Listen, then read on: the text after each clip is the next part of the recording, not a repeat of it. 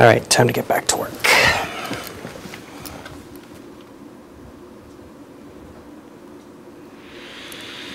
What? Oh, come on. Come on. Oh, man.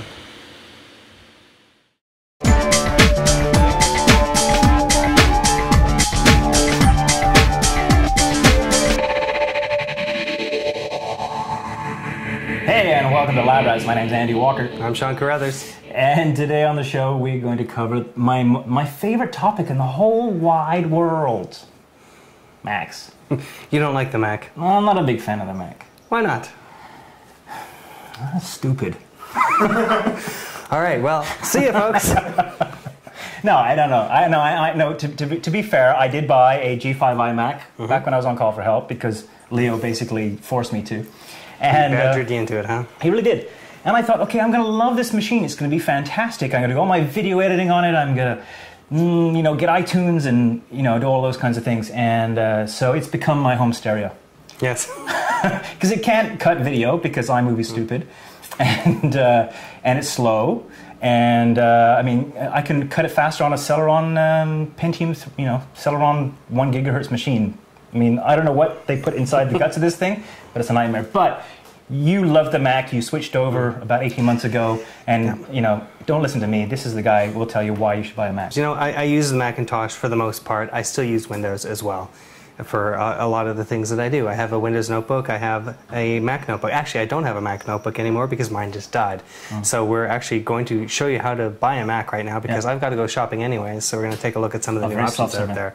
So it is a bit self-serving, but you know what? I've made the switch in a couple areas. We cut Lab Rats on a G5 tower, and we use Final Cut. You're right, iMovie doesn't really cut it when it comes to movies, if you'll pardon the expression. And it's not fair of me to say that Apple's do, because of course it's not. It's actually very well designed, it's very solid, and the hardware is pretty darn good. The biggest issue that I have with it is it's just different, and Apple asks you to think different, and I can't. I'm just so stuck in the Windows world, and I like Windows. As much as Windows is a nightmare, I'm institutionalized, unfortunately. Yeah, that's why I said, because of exactly that. Windows has one set of preconceptions when you go into it, and Mac has the same thing. So you look at one after using the other one for so many years, and it just seems so foreign, and things are stupid. They're not where you expect them to be, and it's the same going in either direction. That's true. That's true. So, but I've been amazed by you because you managed. You really kind of introduced to the Mac about a year ago or 18 months ago, and you've really taken it to heart. It's become your primary machine. I send email to you, and most of the time you get it on your Mac. And to me, that means that you've really you've said, I've become an Apple guy. Now I understand because you're a tech guy, you're a lab guy. You know Windows inside out as well, but you really have made the switch. I have made the switch, and I find that in general, Macintosh does what I need it to. It doesn't crash as often. That's true. Now, and just before anyone out there writes in and say, "Man, that's not fair. Macintosh does crash." Do your nerd voice. Do your nerd voice. Well, personally, I think that the Macintosh crashes a lot more than people give it credit for. And you know what? You're right. It does. I have managed to send my Macintosh into the weeds many times just by putting a USB key into it. Yeah. And, there's certain things that the Mac does very, very badly. Yeah. External hard drives, it does very badly if you're using a non-Mac OS formatted disk. Right. If you have a regular hard drive, that's formatted for Windows, you're writing away, and then you finish doing your writing, and you unplug it like you're used to doing on Windows. Now, never mind the fact that you're supposed to stop that drive on Windows too. Do that on a Mac, you're likely to corrupt your data. And that's one of the things I really don't like about it. But again, it's the way that you come to terms with the operating system. You learn certain techniques for interacting with it. You learn to press eject before you release that drive or that USB key, and you're fine. So tell me, okay, so you convinced me, really. I'm going to go out and buy a Mac now. So tell me, how do I buy a Mac? No, you're not going to buy a Mac. But for those of you that are already sold, you're going to try it out. Well, first off, the Mac has changed drastically. As of January of this year, it's changed drastically. The flaky insides have kind of gone away.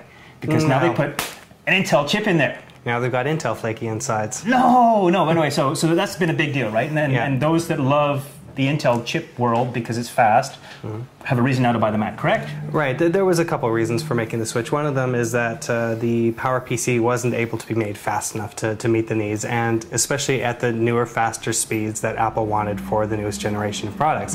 So Intel was capable of doing that. They made that move. And it is compatible hardware all across the spectrum. So we've talked about it on our blog at one point about how you can actually now run Windows on these machines. Yes. It's that compatible. It's actually standard hardware. That's great. So I mean, so if you're thinking about buying a new laptop and you like Windows and you're thinking about Windows Vista, it may, it's a situation where you could go buy a MacBook Pro or a.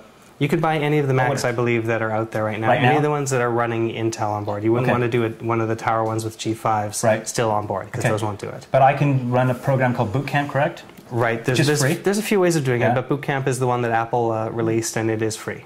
Okay, very good. And it's actually fairly easy, right? Okay. All right. So so beyond that, so what am I thinking about? And I'm going to buy a Mac. What do I think about? What are the decisions that I need to make? Okay, well, the decisions are pretty much the same as you would have with a Windows machine, is what do I want to do with this particular machine? Right. So if you have very little use for it, you're surfing the net, you're writing email, maybe you're going to watch a DVD every so often on the thing, your hardware needs are very, very minimal. And at that point, I would probably suggest, not that one, because that one's one of the higher ends. Okay. But what you might want to look at is something like the Mac Mini. Now, there's two versions of the Mac Mini. They're just a small little box. I wish I had one here, but I actually gave mine away to Matt, our producer. He's now using that to do his own work. Okay.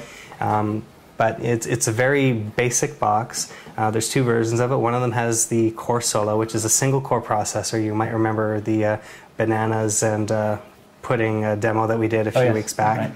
Right. So that's a single processor in that one. There's also a version of it with the Core Duo, so if you want to do higher end things, that one will also do it. Two processors. Two processors. Okay. The Mac Mini, big problem with the Mac Mini right now is it has integrated graphics. Okay. So you're not going to be doing anything really, really hardcore. No video editing per se? You can do it. I did it on the Mac Mini at the beginning of it. You can do it. It's very slow. Okay. I wouldn't recommend it. Okay, so forget the Mac Mini. What about the intermediate user? Somebody's going to say, I'm going to spend a little bit of money here. I want some decent performance. I'm not going to go high end though. What do I do there? You're leaning on it. Right here? Yes. Now this right here is actually, as you mentioned, your G5 iMac. Right. But the new one looks exactly the same almost, except it has an Intel inside. Right. And it has a little remote control stuck to the side of it, usually by a little magnet. Oh, right. They've kind of turned into a media center now, right? With the All of the new Macs with the Intel on board have front row. No. Front row. You can use the remote control to scroll through all your multimedia files on your thing. Use it like a little multimedia center, basically. You flip it around the other way, go sit on your chair. It's good for students in dorms, because I mean it's like a TV, a flat panel television, basically, with a DVD player on it, right? Right. Okay, cool. All right, so that's called what do they call that? That's just called the iMac. The iMac. Yeah, so that one hasn't changed names at all. Right, and it comes in how many different sort of variations on the processor speed? Do you know? There's a few. That starts in at about I think 1.86 gigahertz, and it moves up from there. Okay. Now the nice thing about the iMac is you're dealing with desktop components inside there to a certain extent. Right. There is a desktop size hard drive, so you're not limited to. Yeah, that was one of the biggest things I didn't like about the G5 iMac was it had a tiny little like laptop hard drive, so it was horribly slow, and that was part of the performance problems that I was having with it. Yeah, and the new Intel ones do have full size drives, so you can get upwards 200 more gigabytes inside there, so you're not limited to a hard drive that will fit inside a notebook. Right, okay. And that's one of the problems with the Mac Mini. So the Mac Mini, small hard drive. You should really think about laptop getting components in that too. Yes, they're all laptop components inside there now. Right. Okay. All right. So that's the sort of my mid-level thing. College students, maybe families, that kind of thing. Now you're complaining about the inability to edit video on there and it being slow, and adding the Intel chip inside there actually went a long way to fix that. 3 or 4 times as fast? They're saying up to 5 times as fast with the new Intel chips. Now don't believe that hype. No. That's the reality then. The reality is somewhere maybe 2. Some things are even up because of the translation. Now it's worth remembering that when you're buying a new Intel Mac, a lot of the software that's available for Macintosh beforehand was written for the PowerPC. So when you're running it on the Intel Mac, it's running under emulation, under a technology called Rosetta. Okay. So what that means is when you're running it, it's sending the query to Rosetta, which is saying, how do I translate this? Then it's sending to the operating system, and then it's going back, and it's translating in the middle, which slows things down. Yeah. So there's certain things that are slower. Like? A lot of Photoshop applications apparently are slower because anything that requires an awful lot of translation to run may slow down. Okay. Now, that said, the speeds on the processors themselves are faster in a lot of cases than the PowerPC chips used to be. So you will actually end up with a little bit of a speed bump after all. It's not much of one, but it's definitely nowhere near the 2 to 5 times that you that they promised. Yeah, I mean, we were at Macworld, of course. If you go back to some of the episodes, we were at Macworld this year, and the hype about, wow, it's 3 or 4 times as fast. I went, wow, if they can deliver, I didn't think they would, and they didn't. They didn't. Now, when they did those measurements on the benchmark numbers by rats, they did measure it using something called SPEC, which is a benchmark that is a synthetic. It revs the processor up and tests it in a very artificial way. So yes, it is capable of up to 5 times the speed when you're just testing the raw performance of that processor. Right. Now when you're testing in a real world situation, like you're doing a Photoshop application or you're ripping a CD or something else where all of the rest of the computer becomes involved in that, then it's a bit of a different story. Now I did find that the majority of the applications that are out there run about 2 times the speed. There are some that actually do run 5. So for example, Checkers? Yeah, maybe. Minesweeper? There is a program called Handbrake, which some people may recognize as a DVD ripping tool. You can actually take a DVD and convert it directly into an MP4 file on the fly. And we did one chapter. Well, I did a test where I ran one chapter of a movie on an old G5, and then I did it again on the new Intel-based one, and it was 5 times faster. There you go. So that's one application. So that's some really good reason. So you're doing a lot of that? Yeah. Go buy a Mac. Yeah, and a lot of the stuff that's just really hardware, or really processor intensive, it may run faster. Okay, I'm getting really bored with the geek speak on the Mac, so can we talk about laptops? Because I always find that laptops are kind of cool. Yeah, and we're running out of time too. Yeah, and if you're looking for a portable solution... 1 minute to talk about laptops. Okay. Go ahead. I'll take my time. I know. Go on. Okay, so there's 2 different versions of the Mac laptop out. Now, we used to have them divided into 2 different lines before. We had the PowerBook, which was in silver. That was for professional users, people that needed real power while they were on the go. Okay. And there was the iBook, which was for general users. Okay. So if you were just writing while you were on the go, you'd go with an iBook. If you were going to be doing Photoshop, video editing, all that, you'd go for the PowerBook. Frisbee players? Professional football players? I don't know. Perhaps. Plus it works as a Frisbee too, the iBook. And go on. So back in the day, there was a real difference between the 2. The PowerBook was just generally a lot better, a lot faster. The iBook was very much hobbled in terms of its performance capabilities because of everything else on board. Meaning it was suckier than a G5 iMac? Yeah, much suckier. Oh, yeah. The biggest problem with the notebooks, including the PowerBook, was that Apple was never able to get that G5 into a notebook case because it just generated too much heat. It would melt the insides of the notebook, and it would suck back power so much that it would run maybe for a few minutes. So they didn't want to do that, so they waited very cagely, I think, until Intel brought out the Core Duo processors. Both of these lines now, they've been rebranded as the MacBook Pro. That was the one that came out in January. Okay. And the MacBook, which is the one that just came out within the last month or so. Okay. And Pro and then not. Pro and Pro, not. Yeah, so if you're not a Pro, you go for the MacBook. But here's the thing. This is formerly the iBook audience, correct? Formerly the iBook. And also these are people, the coupon clippers want this one. Sure. All right. Yeah, so... These are the ones with the expense accounts. And you'll note that this one right here is actually in black, which is...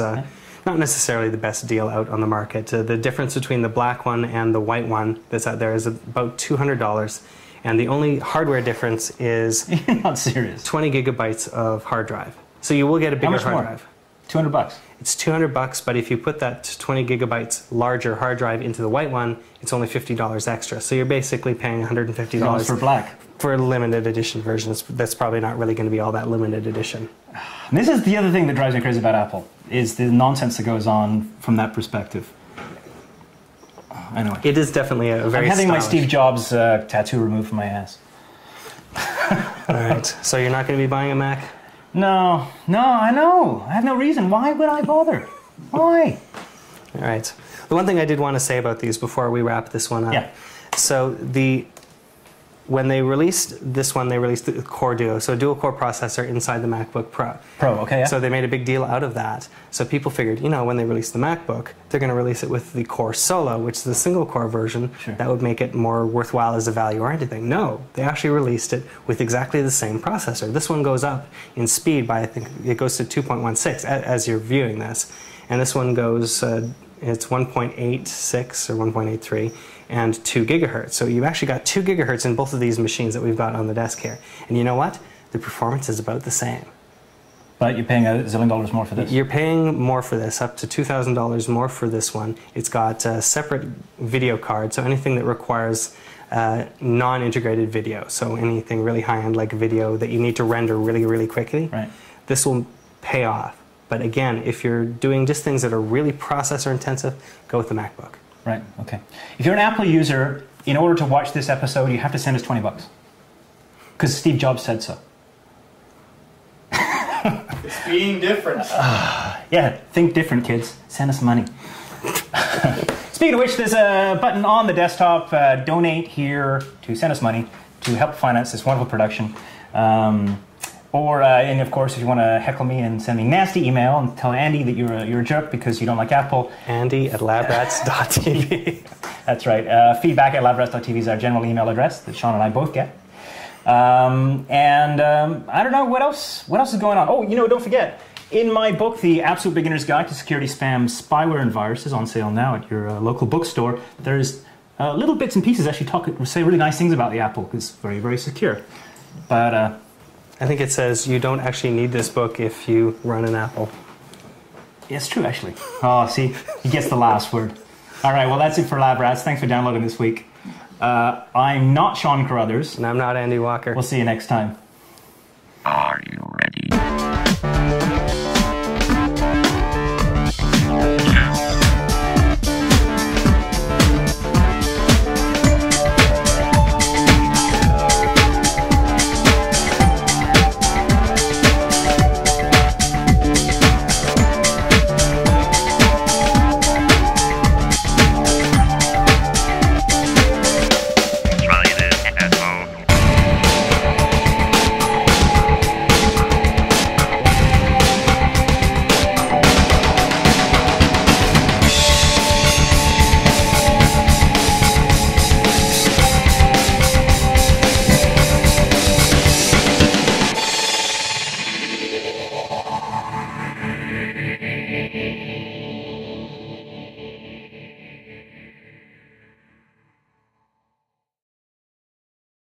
Okay, guys, ready? 5, 4, Wait. 3, 2, 1. Hey, and welcome to, what's the show? I forget. Lab Rats. My name's Andy Walker. That's why we've got rats here. That's right, rats. Oh, let's do this again. Lab rats. Okay, 3, 2, 1. Hi, I'm Andy Walker, and this is my Sean Carruthers. It's yours, eh? Yeah, he's mine, all mine, baby. Yours. Oh man, okay, let's try it Let again. me set my watch again. I need to hose down here. That's right. My Sean Carruthers, co-host. Okay, let's try it again. Ready?